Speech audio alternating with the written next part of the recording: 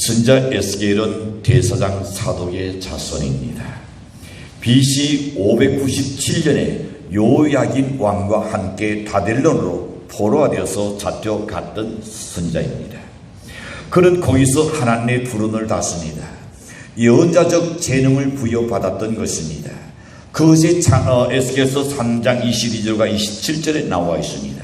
하나님께서 그에게 선포하도록 위임된 날씬의 주제는 선자 예레미야가 받은 것과 같은 내용입니다. 그것은 유다의 예루살렘의 함락과 더불어서 이방 국가들에 대한 하나님의 심판에 관한 예언입니다. 당시 예레미야는 본국에 있으면서 예루살렘의 멸망을 예언하고 있었고, 젊은 선자 에스겔은 배교의 도시 바벨론에 잡혀가 있으면서 그들의 똑같은 운명을 지금 선포하고 있습니다.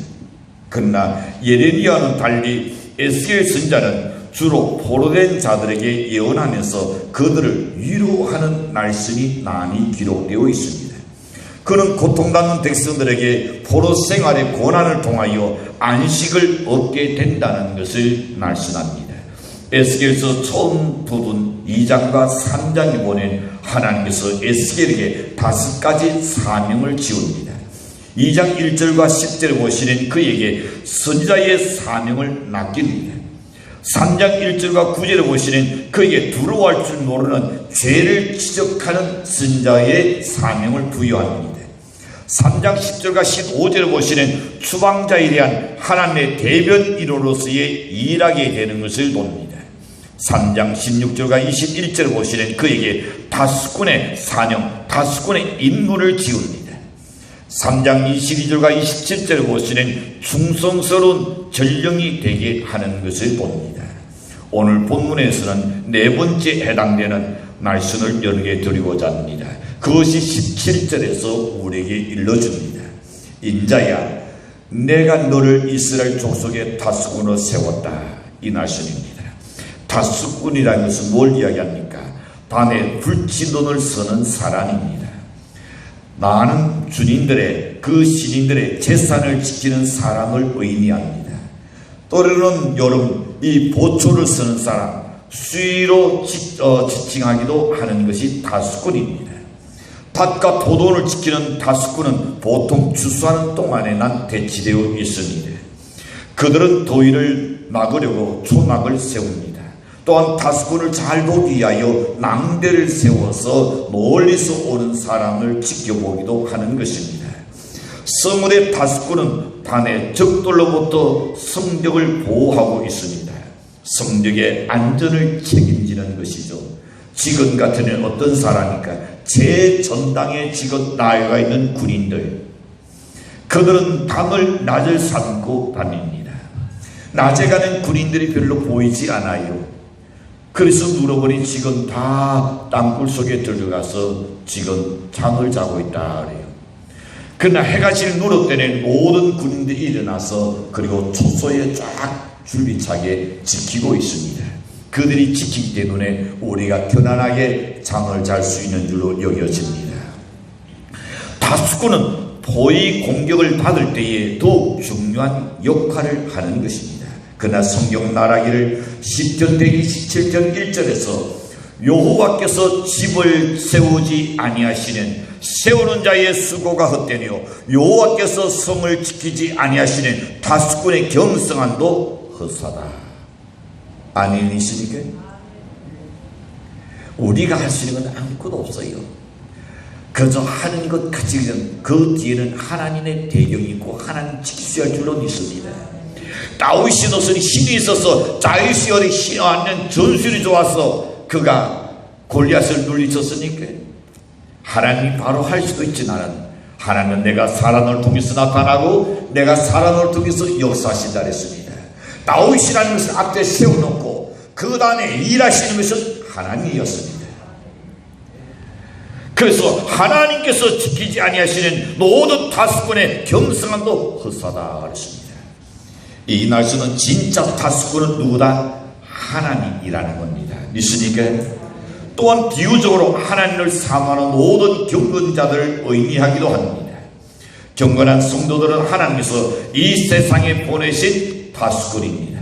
여러분은 하나님께서 이 땅 위에 남겨두신 다스꾼이다.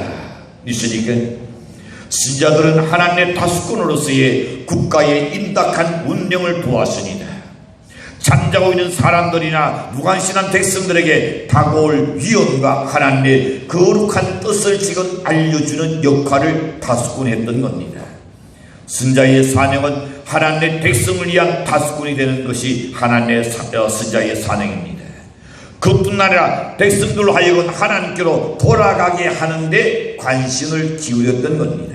예레미야 31장 6절에서 말씀합니다. 이 책임들은 선자들의 사명과 동시에 우리 모두의 사명이기도 한 것입니다. 하나님의 자녀라면 모두가 해야 할 사명입니다. 에스겔 선자는 하나님의 사신이었으면 우리 또한 하나님의 사신으로 지금 이렇게 존재하는 줄로 믿습니다. 그가 또한 다스꾼이었다면 우리들도 틀림없는 다스꾼인 줄로 믿습니다. 그런 의미에서 오늘 본문은 다스꾼이 에스겔 선자의 사명을 나라고 있는데 그뿐 아니라 그의 사명은 오늘 우리들의 사명이기도 하다. 그런 거로 오늘 본문이 우리에게 말씀하는 다스꾼을 대해서 우리는 사명을 함께 배우기를 원합니다. 첫 번째입니다. 17절에서 우리에게 말씀합니다.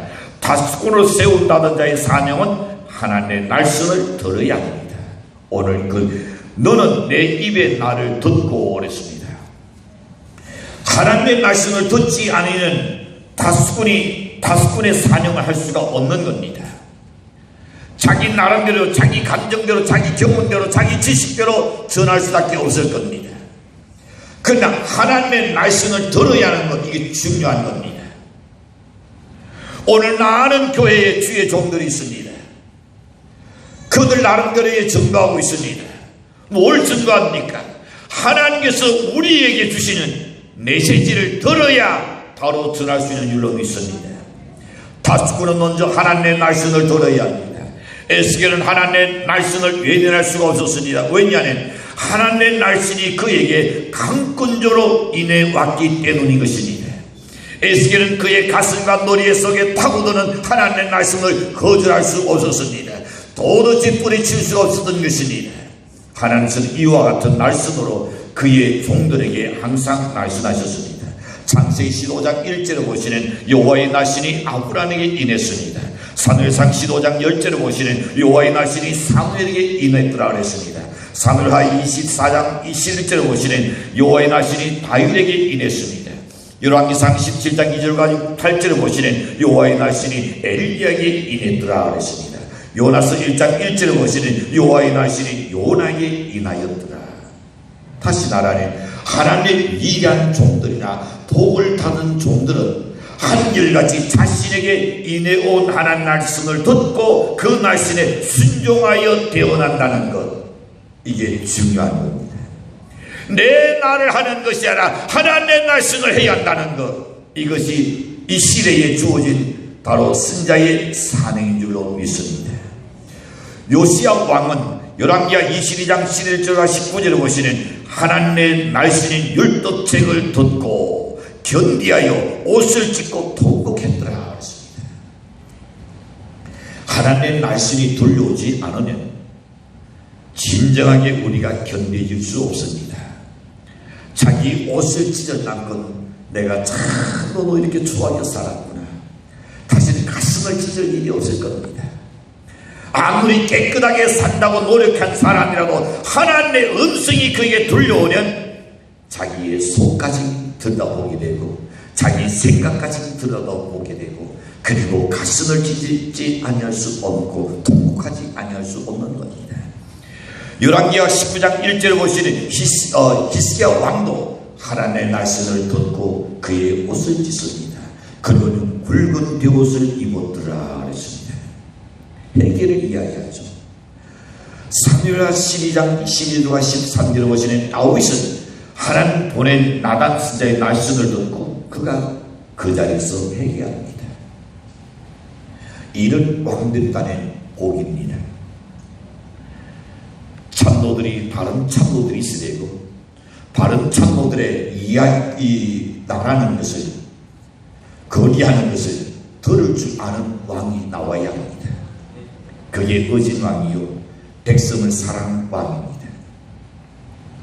나가 요한의 다락 땅에 놓인 대기신 눈도는 사도행전 2장 37절 보시는 하나님의 말씀을 듣고 그들이 자기의 죄를 뉘우치더라 그랬습니다. 하나님의 말씀을 듣는 자는 첫째는 겸손해집니다. 하나님의 말씀을 듣는 자는 다 회개하게 될 것입니다. 하나님의 말씀을 듣는 자는 변화가 일어날 줄로 믿습니다. 하나님의 말씀을 듣는 자는 순종할 줄 아는 사람일 것입니다. 그 이유는 왜 그렇습니까? 하나님의 말씀은 생명의 말씀이기 때문인 겁니다. 하나님의 말씀은 창조의 말씀이기 때문인 것입니다. 하나님의 말씀은 진리의 말씀이기 때문에 순종하지 아니할 수 없고 나를 변화시키지 아니할 수 없는 생명체가 우리 속에 들어오기 때문인 것입니다. 그래서 사무엘 선지자는 사울 왕에게 사무엘상 15장 1절을 보낸 이런 말합니다. 이제 왕은 여호와의 말씀을 들으소서. 아주 권면합니다. 제발 왕이여 잘난 척하지 말고 도도하지 말고 오만하지 말고 자만하지 말고 왕이여 여호와의 말씀을 들으소서. 이렇게 간절히 권고하는 것을 들었더라면 사울이 그렇게 비참하게 죽지 않았을 겁니다. 자기 잘난 척하고 자기 기정일을 세웠어요. 열왕기하 20장 10절을 보시는 이사야 선지자도 히스기야 왕에게 말씀합니다. 여호와의 말씀을 들으라. 그는 죽을 병이 걸렸습니다. 하나님께서 그에게 말씀했습니다. 내가 침상에서 일어나지 못하고 죽을 것이니 빨리 집을 정리하라 그랬습니다. 그 말을 들었을 때에 하나님 앞에 꼬꾸러집니다. 그는 벽을 향하여 얼굴을 대고 하나님 앞에 눈물과 콧물 흘려가면서 하나님 앞에 회개하여 기도하죠. 하나님, 내 잘났다는 거 없어요. 그러나 내가 만약 사는 날 동안에 하나님을 기쁘게 한 일이 있다네. 그걸 기억하시고 나의 생명을 연장시켜 주옵소서. 하나님께서 히스기야가 한 일이 뭐였습니까? 왕이 딱 등장하자마자 제일 먼저 여호와의 성전 재건부터 시작했던 겁니다. 신앙이 도태되어버린 이스라엘 백성들에게 다시금 신앙의 불을 지피는 일을 시작했던 겁니다. 어찌 하나님이 그걸 외면하시겠습니까? 그리하여 너의 생명을 15년을 내가 더 연장시켜 주리라. 하나님의 말씀이 이사야 선지자를 통하여 히스기야에게 들렸던 겁니다. 이사야 1장 10절을 보시는 너희 소돔의 관원들아 여호와의 말씀을 들을지어다. 너희 고모라의 백성들아 우리 하나님의 들에 귀를 기울일지어다. 여러분, 오늘도 여호와의 말씀을 듣는 여 되시길 바랍니다. 하나님의 말씀에 귀를 기울이는 사는 역사가 일어날 줄로 확신합니다. 예레미야 선지자는 예레미야 10장 1절에서 이렇게 말씀합니다. 이스라엘의 집이요 여호와께서 너희에게 이르시는 말씀을 들을지어다. 이스라엘의 다시는 모든 성도들아, 하나님께서 오늘 너희에게 말씀하는 그 말을 들으라 그랬습니다. 이 말씀은 다수군도 들어야 합니다. 이 말씀은 선자도 들어야 합니다. 나라의 군왕도 들어야 합니다. 백성도 들어야 합니다. 우리도 들어야 할 줄로 믿습니다. 모든 사람이 다 들어야 하는 겁니다. 이유는 뭘까요? 망대성이 다 하나님의 말씀을 들어야 하는 이유가 뭘까? 세상사가 다 하나님의 말씀대로 이루어지기 때문인 줄로 믿습니다. 역사는 하나님이 주관하십니다. 창세기 21장 1절에 보시는 여호와께서 그 말씀대로 사라를 권고하셨고 여호와께서 그 말씀대로 사라에게 행하셨더라. 사라의 나이가 90세입니다. 이미 경수가 끊어진 지가 오래됐습니다. 아브라함의 나이가 100세입니다. 그래도 하나님께서 내가 내년 이맘때에 내 분의 아들을 나누리라. 하나님 말씀하셨고 말씀한 그대로 이루어진 줄로 믿습니다. 하나님은 말씀하시는 그대로 이루시는 분입니다. 이 선지자 모세는 신명기 4장 5절에 보시는 여호와의 날씬대로 모압 땅에서 죽었더라 그랬습니다. 하나님께서 날씬하신 그 자리에서 하나님께서 생명도 데려가는 겁니다. 열왕기상 17장 16절에 보시는 이렇게 날씬합니다. 여호와께서 엘리얼하신 날씬같이 통에 가루가 닿지 아니하였고 병에 기름도 없어지지 아니하였더라. 무슨 날씬입니까? 하나님은 날씬하시네 반드시 이루시리라. 그러므로 우리는 어떻게 해야 할까요? 하나님 날씬을 들어야 합니다. 철야 예배 여러분에게 눈이 강조합니다.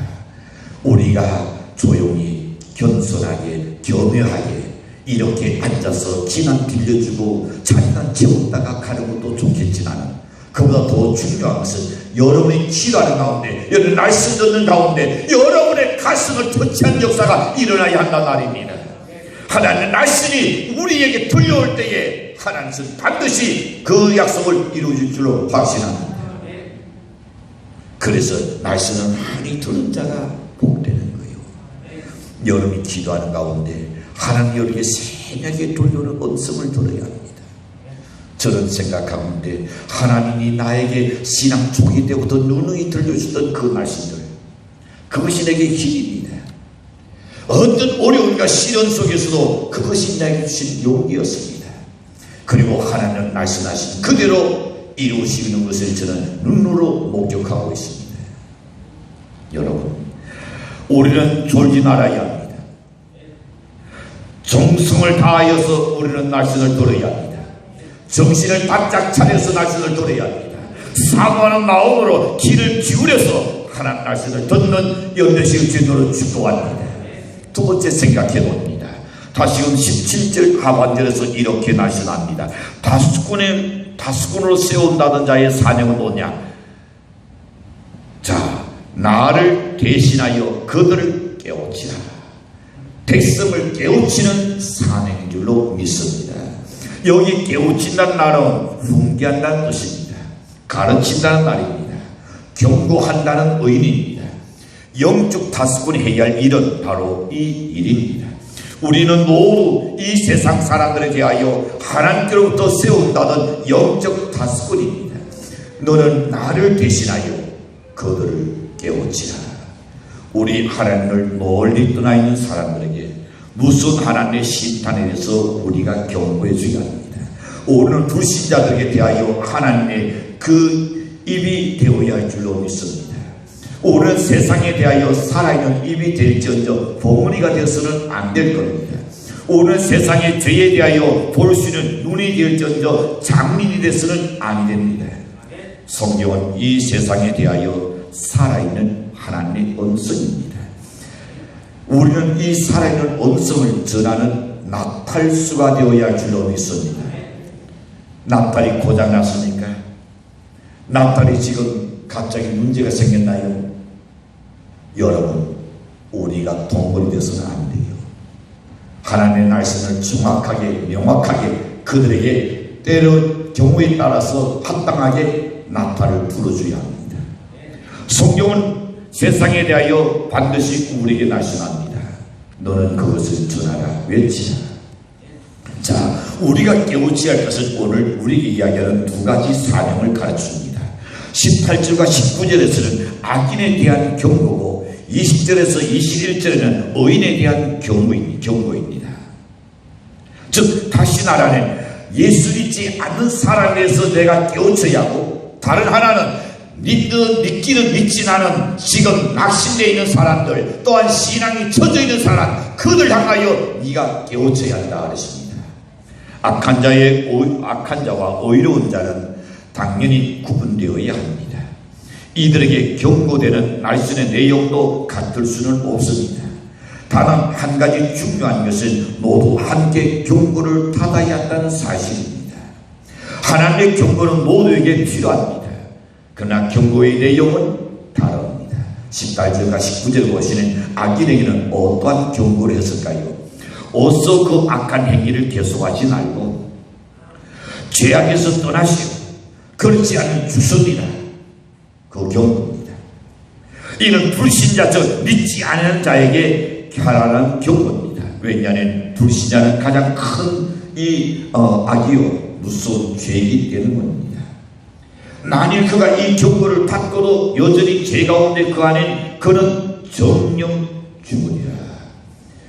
로마서 6장 23절 보시는 죄의 값은 사망이라 하십니다.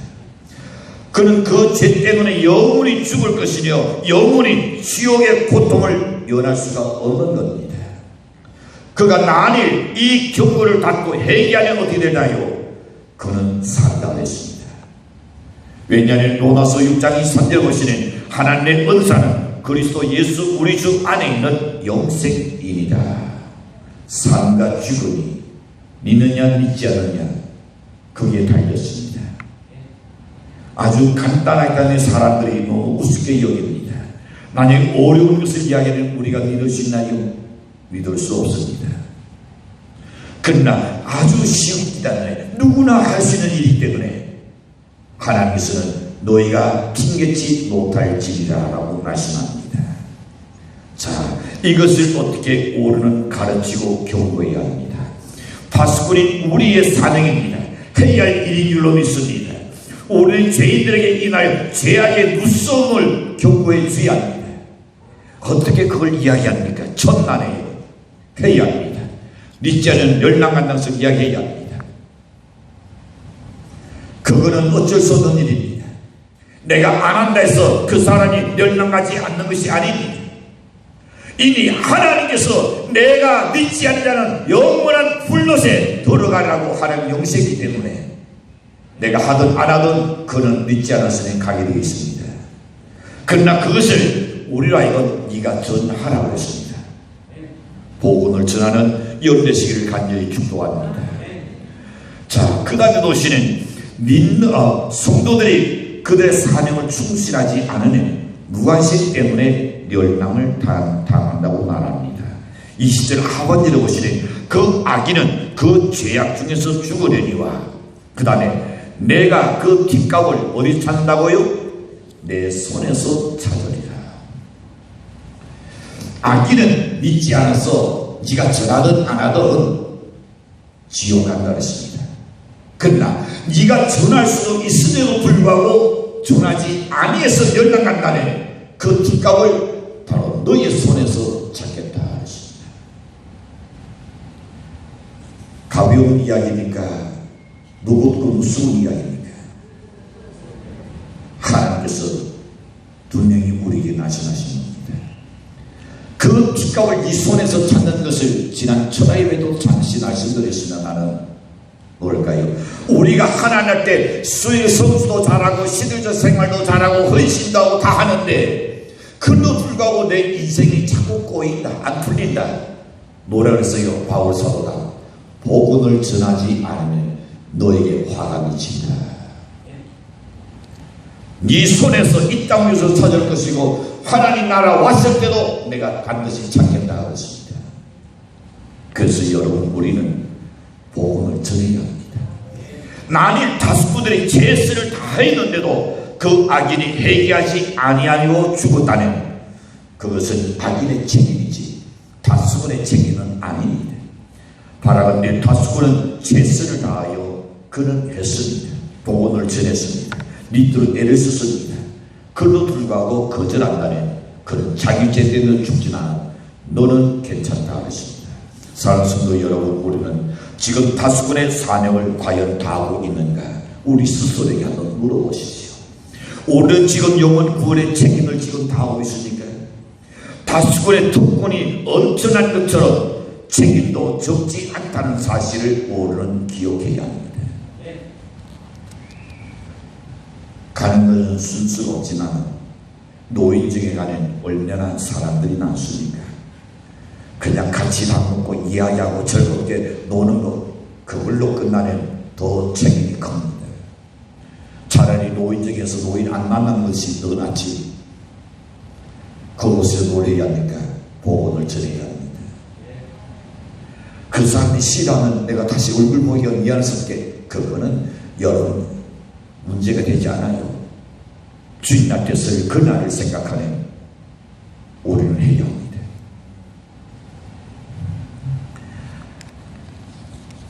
책임을 다할 때에 칭찬이 적지 않은 것처럼 영혼 구원의 책임을 다하지 못했을 때는 그들의 뒷값은 우리가 지불하지 않으면 안 되는 무서운 책임도 함께 기억해야 줄 믿습니다. 다스고는 망을 보는 자들입니다. 다스고는 영적인 보초들입니다. 다스고는 죄악의 위험 수위를 파악하여 경고하는 자들입니다. 두 번째 생각해 봅니다. 20절과 21절에서 보는 의인에 대한 다스곤의 사명은 과연 어떤 것인가? 다스곤의 사명은 의인들에게도 그들의 신앙을 저버리거나 그들에 의해서 돌이킬 일이 없도록 경고를 해 주라 그랬습니다. 신앙생활 잘 하다가 나태되는 사람, 탈락하는 사람, 쉬고 있는 사람, 떠안는 헌신이 부족한 사람, 그들에도 경고해 주라 그랬습니다. 자, 20절과 21절을 우리는 봅니다. 또 의인이 그의 공의에서 돌이켜 악을 행할 때에는 이니 행한 그의 공의는 기억한다 아니요. 내 옛날에 과거에 내가 열심히 했으니까 지금 하나님 봐주시겠지. 맞아요? 저는 아니라고 했습니다. 하나님은 지금 현재를 보십니다. 여러분, 그의 공의는 기억한다 아니라 내가 그 앞에 거치는 것을 두면 그가 죽을지니 이는 네가 그것을 깨우치지 않았습니다. 믿는 사람도 신앙에서 돌이킨다든지 신앙이 처져 있으면 어떻게 하라고요? 깨우치지 않습니다. 그게 누구의 사명이다? 여러분의 사명입니다. 믿으니 과거에는 교회를 다녔는데 과거는 신앙생활 했는데 지금 안 한다. 그렇다면 우리가 깨우쳐야 하는 겁니다. 구세군의 창시자 윌리엄 부스 장군의 이야기입니다. 그는 열심히 있는 신자였습니다. 누구나 구원받지 못한 사람에게 그러나 별 관심이 없는 신자였어요. 자기 열심은 충만했는데 남의 영혼에 대해서는 관심이 없이 윌리엄 부스가 신앙생활을 했습니다. 그런 중에 어느 날 갑자기 중병에 시달렸습니다. 그리고 몇 시간 후에 그는 눈을 감았습니다. 천국은 너무나 좋은 것이었는데 그러나 한편 불안하고 괴로웠습니다. 그것은 이 좋은 천국에 많은 사람이 올 수 있도록 최선을 다해서 복음을 전하지 못한 것이 그의 나원이 늘 걸렸었습니다. 그는 정말로 죽었고 사람들은 자기의 장례식을 준비하고 있었습니다. 사람들은 울고 있습니다. 때로는 그를 붙잡고 기도하고 있습니다. 자기 볼에다 키스까지 해주었습니다. 얼마 후에 그는 천국에 들어갔습니다. 천국의 절거는 일찍이 상상도 못한 것이었습니다. 왜냐하면 그는 거기서 외롭기 한이 없었기 때문입니다. 혼자만 있어야 했기 때문입니다. 그때 자신의 지상 생활의 모습이 눈앞에 확 드러나더라는 겁니다. 그저 사람과 싸우고 그 남을 속이고 죄짓고 그 추한 모습들이 단어로 나같이 싹 지나가는 겁니다. 그것을 보는 순간에 너무 부끄러웠습니다. 너무 괴로웠습니다. 그래서 다시 돌아가고 싶던, 그리고 돌아가서 죽사고 싶던 그런 마음이 간절한 그 순간에 자기 방에 한 사람이 내방자가 찾아왔습니다. 그는 주의 일하다가 불의의 사고로 죽어서 중국에 왔다는 사람이었습니다. 그에게는 독자 아들이 하나 있는데 그 아들 소식을 듣고 싶어서 부스에게 왔던 겁니다. 자기 자신이 그 아들을 해결시키지 못하고 그는 천국에 왔다는 겁니다. 그래서 부스씨, 내 아들에게 전도해 보셨나요? 내 아들이 요즘은 어떻게 지내신가요? 부스는 그 아들을 알고 있는 사람입니다. 그러나 그는 버린 자식이라고 생각했었습니다. 낭나라고 생각했기 때문에 저런 인간을 하고 아예 생각도 않고 거들떠 보지도 않고 살아왔던 그였습니다. 그러니 전도할 엄두는 내지 않았던 거죠. 그런데 그가 나에게 질문했을 때에 내 아들에게 좀 전도해 보셨나요? 이 말을 듣는 순간에 얼굴을 들 수가 없다는 것이었습니다. 정말로 도망치고 싶은 심정이었습니다. 죽을 수다니까는 죽고 싶은 그런 심정이었다고 합니다. 그런데 두 번째 그의 방에 또 다른 한 사람이 찾아왔습니다. 그는 아름다운 여인이었습니다. 그녀는 아는 사람이었습니다. 남편이 죽은 후에 예수 믿은 여자였다는 겁니다. 그녀는 충성스러운 신자였습니다. 근데 그녀의 자녀들은 다 믿었는데 그 중에 하나가 안 믿는 자가 있었습니다. 그러나 두수는 그녀의 딸이 안 믿는 것이 별로 관심이 없었습니다. 그녀는 교회 근처에 살고 있었습니다. 내방자는 두수에게 물었습니다. 두수씨, 내 딸에게 전도해 보셨습니까? 그 아이는 한 번만 누가 가자고 누가 믿자고 권하면 큰 낭비될 건데요. 두수는 얼굴을 움켜쥐고 그제야 부르짖습니다. 나의 하나님, 여기가 과연 전부인가요? 차라리 나를 땅에 돌려보내주십시오. 결코 못 살겠습니다. 그렇게 울부짖을 때에 그때 영광스러운 주의 모습이 나타났습니다. 그는 주를 배웠게 된 겁니다. 천문천사의 엄청난 광경이 지금 벌어지고 있습니다. 너희 해안에서는 큰 무리가 주인을 찬양하고 있었습니다. 그때의 주인이 동장하셨습니다. 거기는 신자들도 있었고 사도들도 있었고 순교자들이 주의 영광과 함께 나란히 앉아있는 그 모습을 보았습니다. 부수는 그 주인을 쳐다봅니다. 주인의 눈과 그의 눈이 마주치는 순간에 주인이 부수에게 이렇게 말합니다. 땅으로 돌아가라. 내가 재차 너에게 기회를 주노라. 저 나는 죽어가는 자들을 구원하고 이 사원을 마친 후에 다시금 이리로 오너라. 그 안에 나의 승리자들 사이에 네 자리를 주겠노라. 너는 내 영광에 참여할 것이다. 이 음성을 듣고 이미 세상 사람은 죽었다 했는데 그의 영혼이 그의 몸속에 들어가면서 다시금 깨어났던 것입니다. 그 후에 부수는 구세군이라는 교회 그의 창시자입니다. 구세군이 우리 한국에 왔을 때 나도 대단한 열정이었습니다. 북을 치면서 거리를 다니면서 그리고 복음을 전했던 겁니다. 그것이 바로 구스가 했던 일입니다. 오늘은 두 가지를 유념해야 한다고 생각합니다. 하나는 영혼 구원에 힘쓰지 않으면 부끄러움을 당한다는 것. 다른 하나는 우리에게는 두 번의 기회가 있지 않다는 것을 용신하는 일입니다. 그런즉 다수권의 사명을 다합시다. 다수권의 사명은 하나님의 말씀을 듣는 일입니다. 또한 백성을 깨우치는 일입니다. 이것으로 곧 구원에 이르도록 그들을 인도하는 일인 줄로 믿습니다. 올해는 코로나로 인하여 오랫동안 예배가 중단되고 예배가 제대로 예배다운 예배를 드리지 못했습니다. 그 사이에 우리의 영혼은 지금 침체되어 있습니다. 신앙생활에 기치 없이 나태해져 있는 모든 사람들이 얼마나 많습니까? 지금도 나오지 못하는 사람들이 많이 있습니다.